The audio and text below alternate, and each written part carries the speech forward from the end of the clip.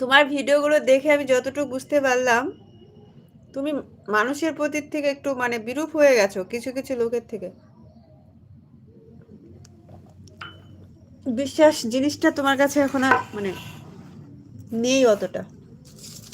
জানি না সঠিক বললাম কিনা।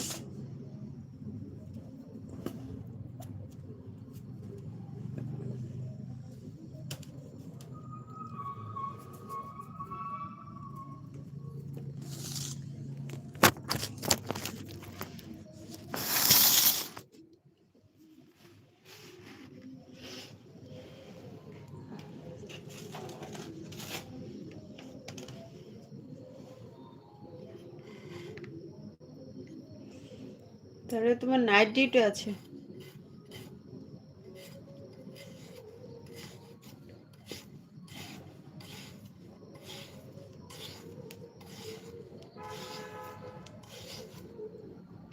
একদম ঠিক বলেছো দিদি ভাই।